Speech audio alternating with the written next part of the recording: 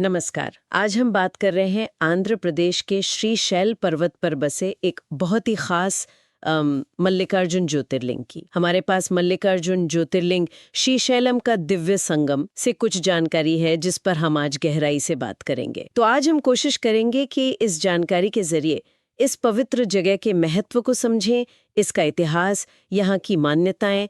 अच्छा, आपने कभी सोचा है इसे दक्षिण का कैलाश क्यों कहते हैं? ये एक दिलचस्प सवाल है। हाँ, और ये भी कि कैसे एक ही जगह पर ज्योतिर्लिंग भी है और शक्तिपीठ पे। चलिए इसी पर विस्तार से बात करते हैं। तो सबसे पहले इस स्थान की सबसे खास, सबसे अनोखी बात क्या है? ये सिर्फ एक ज्योतिर्लिंग तो नहीं है जैसा आपने कहा। नहीं, बिल्कुल नहीं। यही तो इसकी सबसे बड़ी विशेषता है। देखिए, ये भारत में ना कुछ गिनी चुनी जगहों में से एक है जहां भगवान शिव का ज्योतिर्लिंग मतलब मल्लिकार्जुन जी। और माँ पार्वती का शक्तिपीठ यानी ब्रह्मरांबा देवी। ओ, दोनों एक ही जगह पर। हाँ, बिल्कुल एक ही परिसर में। और यही अनोखा संगम है जो श्रीशैलम को इतना अद्वितीय बनाता है। और ये नाम मल्लिकार्जुन सुनने में ही कितना सुंदर है। हम्म इसका मतलब क्या है? क्या ये भी इसी संगम से जुड़ा है? जी हाँ, बिल्कुल जुड़ा है। इसमें मल्लिका जो है वो माँ पार्वती का ही एक नाम है, उनका प्रतीक है। और अर्जुन, भगवान शिव का? हाँ, अर्जुन भगवान शिव का। तो कथाओं के अनुसार जब शिव और पार्वती यहाँ खुशी खुशी रहने लगे तो भक्त उन्हें इसी मिले जुले प्यार भरे नाम मल्लिकार्जुन से पूजने लगे। ये नाम ही उनके एकात्म रूप का, उनके साथ होने का प्रतीक है। वाह, ये तो बहुत सुंदर अर्थ है।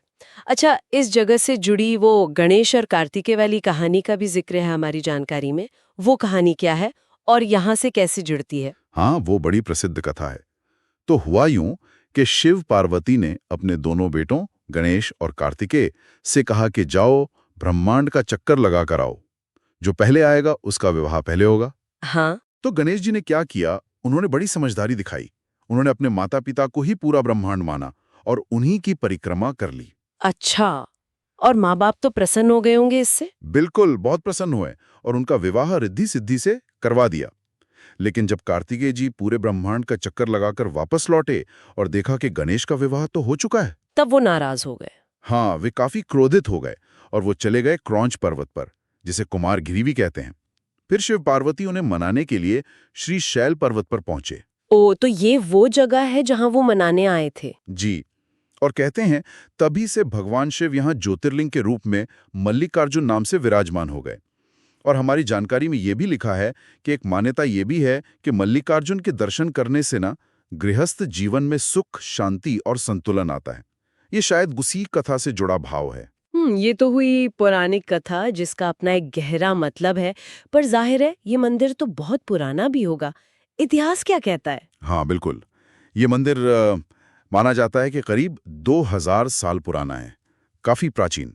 2000 साल? जी, और इसकी जो दीवारें हैं, जो बनावट है, उसमें हमें चालुक्य और खासकर विजयनगर साम्राज्य की वास्तुकला, उनकी छाप साफ दिखती है। जानकारी में भी लिखा है कि यहाँ भव्य महामंडप है, नंदी मंडप हैं, बड़े-बड़े गोपुरम हैं। हाँ, और नंदी की सुंदर मूर्तियां में। बिल्कुल, वो सब उस समय की कला का बेहतरीन उदाहरण है। और यहाँ की विशेष मान्यताओं पर आते हैं। आपने शुरू में दक्षिण का कैलाश कहा था, इसे ऐसा क्यों मानते हैं? जी, इसे दक्षिण का कैलाश या कभी-कभी कैलाश का दक्षिणी दरवाजा भी कहते हैं। इसके पीछे शायद वजह यह है कि यहाँ की पवित्रता, यहाँ होने वाली पूजा, तपस्या, साधना, उसका महत्व कैलाश पर्वत जैसा ही माना जाता है। अच्छा। सारे पाप नष्ट हो जाते हैं और मोक्ष का रास्ता खुलता है। वाकई बहुत महत्वपूर्ण स्थल है ये। अच्छा, अगर कोई यात्री इस दिव्य स्थान पर जाना चाहे तो वहां पहुंचना आसान है? और मंदिर के आसपास और क्या देखने लायक है संक्षेप में? देखिए, श्रीशैलम सड़क मार्ग से तो अच्छी तरह जुड़ा है। हैदराबाद से, विजयवाड़ा से, कर्नूल से बसें वगैरह मिलती हैं। अगर ट्रेन से आ रहे हैं तो नज़दीकी स्टेशन है मार्कापुर रोड, जो करीब 85 किलोमीटर दूर है। और हवाई अड्डे तो हैदराबाद ही हैं, वो लगभग 230 किलोमीटर पड़ता है।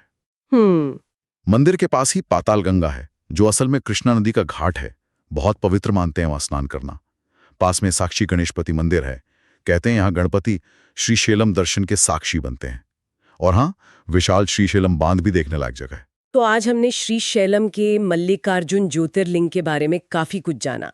इसका वो अनोखा दोहरा महत्व, ज्योतिर्लिंग और शक्तिपीठ एक साथ, फिर वो गणेश कार्तिकेय वाली कहानी और उससे जुड़ा गृहस्थ सुख का पहलू, और इसका प्राचीन इतिहास, दक्षिण का कैलाश क्यों कहते हैं, ये सब बातें समझी।